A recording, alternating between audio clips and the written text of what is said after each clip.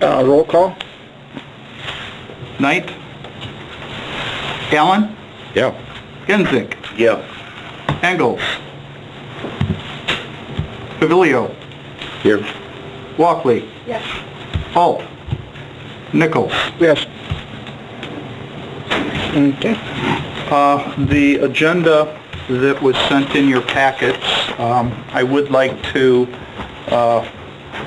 make one change on that from what you've gotten. Basically, we do not have the minutes from our November 17th meeting. They are not available. Basically, I was asked to have them reviewed at the last meeting, and so they went to the city attorney, and I've not gotten them back yet. So we do not have minutes from our November 17th meeting to review. So that is a change that will need to be made in the agenda. Okay. Well, we approve of agenda As changed? as changed. Okay. Got a motion? I'll make the motion and express displeasure that we don't have minutes to approve, but I'll second. Okay. And that will be put in the minutes. Then, Will be put in the minutes. Holt? Engels? Genzik? Yes. Pavilio? Yes. Knight? Walkley? Yes. Allen? Yes. Bontrager? Nichols? yes. Okay. Okay, we'll skip the approval of minutes and then go to new business. If I may take over, what we have today is the new business. It's a continuance of the setback variance application that you reviewed in October for the home Barbara Durant owns at 2013 Sunnyside Drive. Basically, the setbacks that Ms. Durant was asking for was turned down, but a number of suggestions were made both by the neighbors and by this zoning board of appeals. So what Ms. Durant has done is she's come back with a different site plan. This picture here, the basement, and I'm going to ask Dean DeKreiger if I get some of this wrong to explain it. But the basement is basically under this portion of the home. So what they're now looking at is, instead of this 3-foot setback from the fence, the drawings show a setback, I believe, of Approximately 11 feet. approximately 11 foot. So instead of 3 foot, you'll have a setback of 11 foot there. And essentially constructing a new home over the existing basement as far as the footprint for the width. Along with the new site plan, and again, it's to construct a new home after the old one is demolished. I'm going to jump ahead here to a couple pictures. And then the rear setback, which was measured at 8 feet from this collar here, so 8 feet from here to here. This collar is 5 foot wide.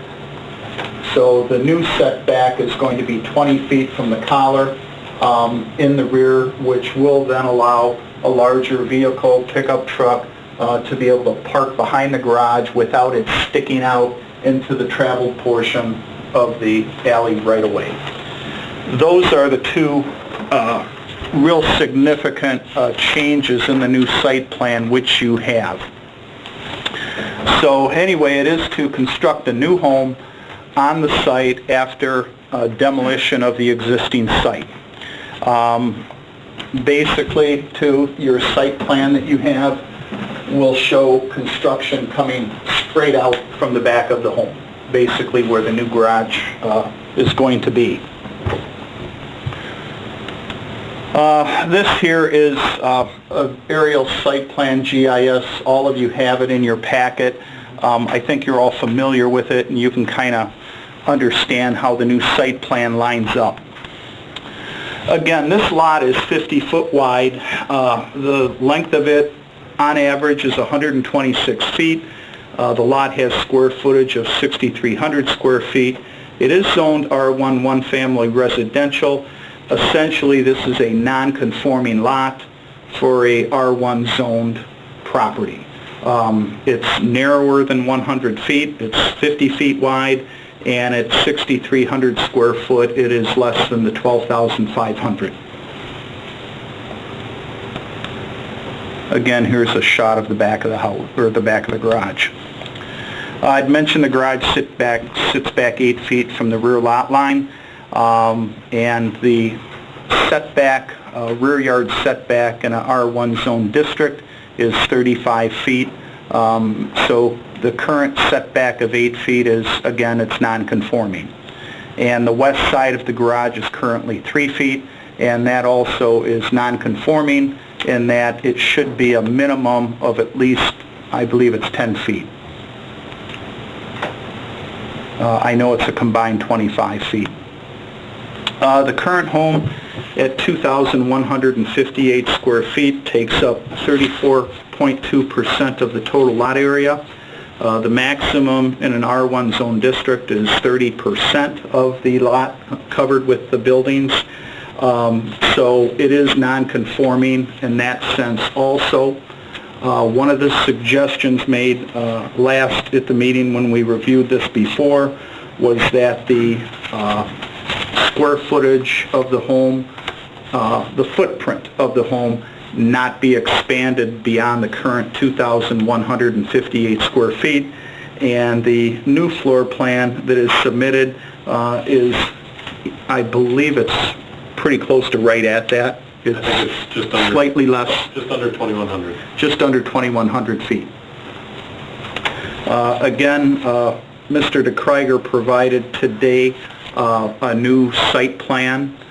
Basically, it did not change, he'll explain, it did not change the nonconformity, I don't believe, of the side yard setback, meaning from 3 feet to approximately 11, and it certainly did not change the rear yard setback of 20 foot that they're proposing.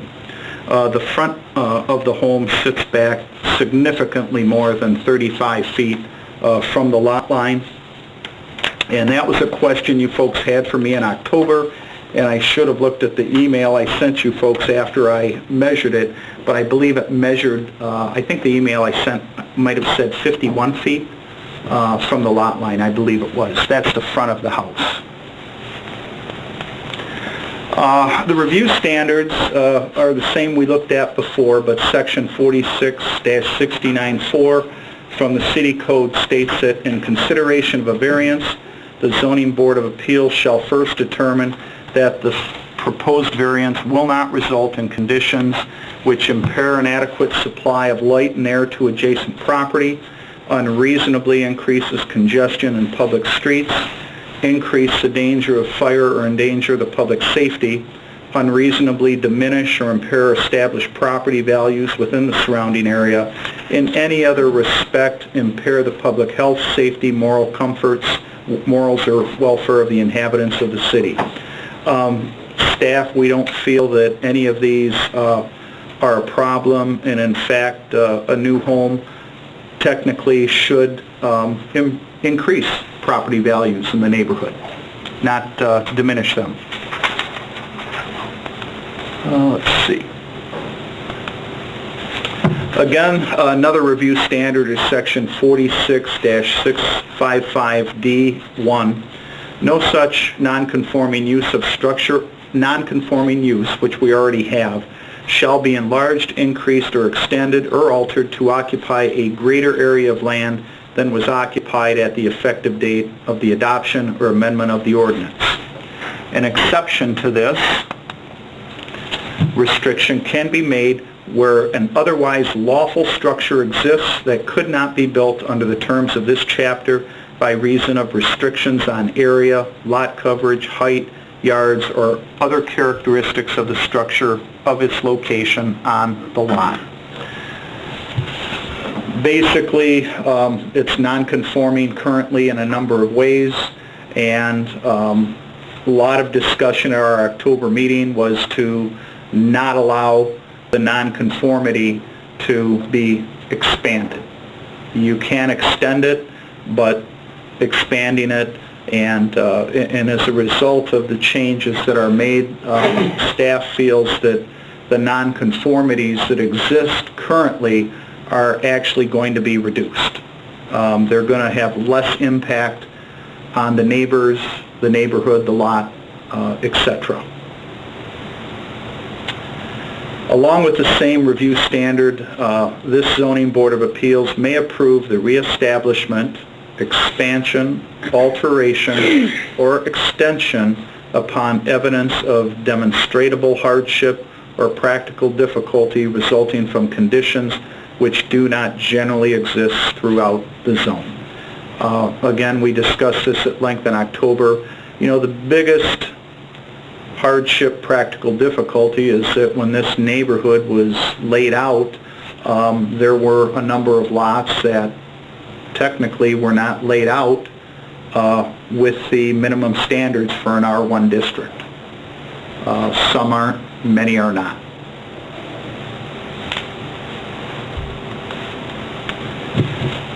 Again, I'd mentioned the practical difficulty is it's a small lot.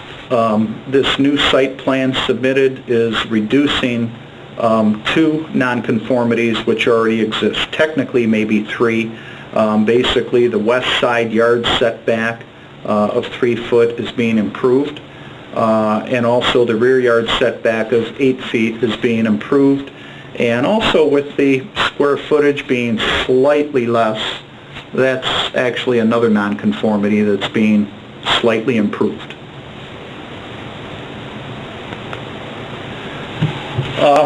Because this was a continuation of a previous variance application, public notices were not necessarily required, but we did it anyway. We put another public notice in the newspaper more than 15 days prior to today's date. We also sent notices to property owners within 300 feet, letting them know that we were going to have this hearing tonight. And quite frankly, we felt it was an obvious courtesy just because we did have neighbors that objected to the plan in October. Along with the notification to neighbors, I do want to mention Mr. Paul is here. His mother owns the home to the east, but I did hear from the Williams, who have the home to the west, and Terry Marquardt. They both wrote letters for the October meeting objecting, and both of them actually called me. Neither couldn't make it here tonight, but they both wanted me to know that they like the new site plan, and they were very appreciative that Barb Durant and their architect Dean DeKreiger were able to come back with a site plan that they were very comfortable with, and they just wanted you folks to know that they do not have any objections to the new site plan, and they do appreciate the proposed changes. Lastly, and I'll get done talking, is based on a finding of compliance or non-compliance with the standards of the ordinance, the board shall approve with conditions, or deny the variance application.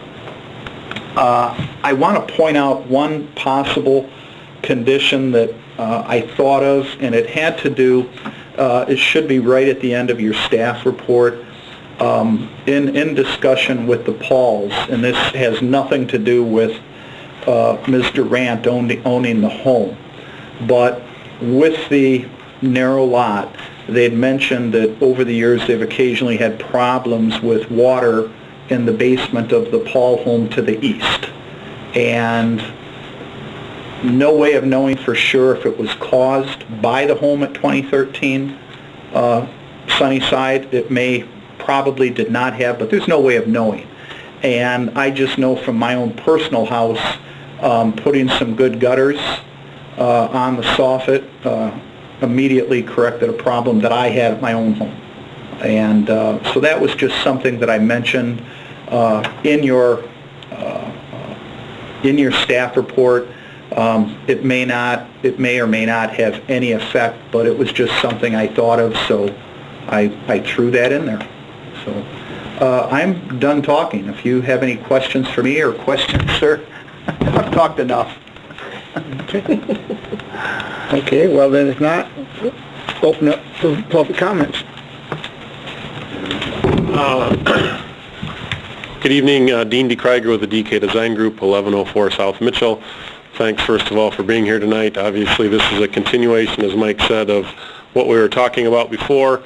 Originally, as we said, what we were looking at was taking the existing farthest or smallest setbacks that footprint already provided and trying to get the entire house on one floor, and obviously that was not an acceptable approach. So what we did is, as Mike said, we started with the existing basement, which is the core of that house, which the owner intends to keep to get some value out of it, and we will be putting a garage behind it, and we will be putting a second story on it. Mike did, I believe, pass out some things today which have really no bearing on this. The footprint doesn't change at all. I just wanted to make sure that as we were in communication with Mike, if there are any questions, that there was full disclosure. We were just doing some internal adjustments, and the east entry door adjusted slightly. But other than that, I think we have improved the setback greatly, and hopefully we can all agree this will work. Thank you. Hello, my name is William Paul. I'm representing my mother Florence and my sister Susan Rose as property southwest of Durant's. This looks really good. My mother looked at it, sister looked at it, and we do appreciate the Durant's flexibility in making the changes, and it's going to be a good addition to the neighborhood, we think. So just want to let you know I appreciate it. Any other comments? Any questions? Oh, shut up.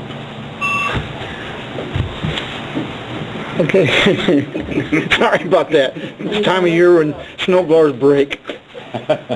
Okay, if not, close the public meeting, discuss it between ourselves, or come up with a motion.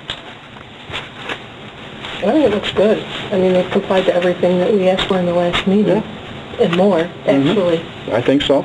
So I think it's a good plan, and obviously the neighbor's happy with it. Well, And that was, Tom, make a motion.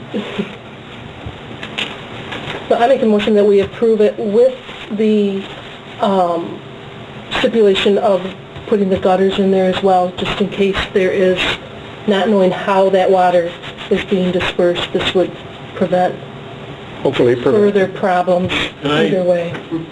Before you finalize that, may I ask, I guess if you would put the restriction that we cannot put excess water in the neighbor's lots, I'd rather have you do that than tell me I have to put gutters on this. Depending on where we're at, especially on the lake, gutters can be problematic too. And I think there's ways to handle it with grading and things where I push the water, towards the road and things, and not allow it to flow off my property. Technically, I'm not allowed to let water flow off my lot anyway, other than what's there now. So I guess if we could address it that way, I'd appreciate it, as opposed to saying they have to have gutters. So just, Which they may, but I'm not. How would you revert the water? I mean, according to the roof, it's going to be going If north-south. we're running a gable north-south and we're shedding water on the east and west side of that lot, I just have to make sure that I either have some sort of a swale along each side of the building so as that water, if there is that much that it wants to pond, will run to the north, basically. I can't run east or west. I mean, even if I put gutters, once I come down the downspout, the water's got to go somewhere. Okay, that makes sense. Yeah.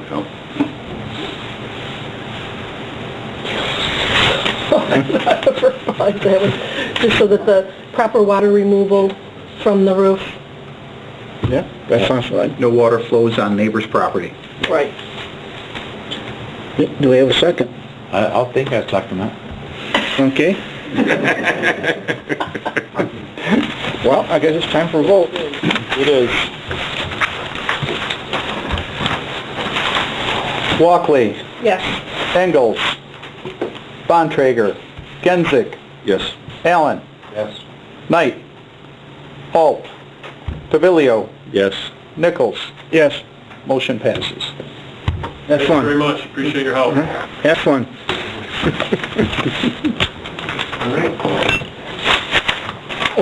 All right. Thanks for your support, appreciate it. I like any comments. Shut up. That's my phone, I'm sorry.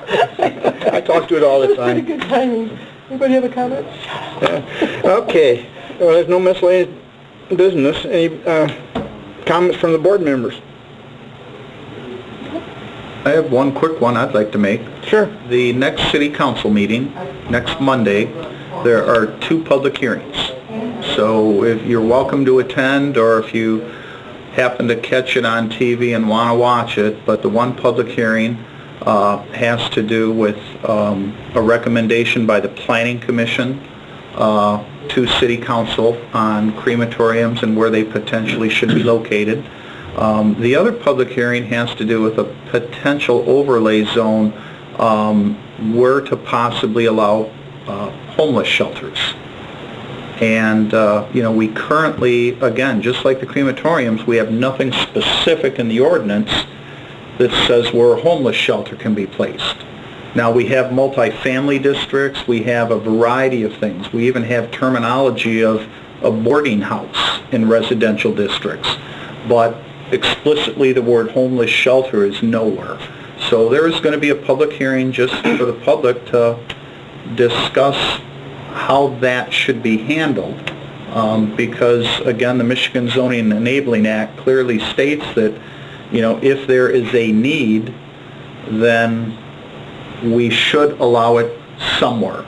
And I know the intent is not to expand what we currently have, but, one of the homeless shelters in town just does not have adequate room for the people that are there when you take into consideration storage, closets, etc., So that's it. Just, I want you to be aware that that's going to be 2 topics that are discussed at the next city council meeting. That's it from me. Okay. Anything else? Well, I'll adjourn for the day. Thank you.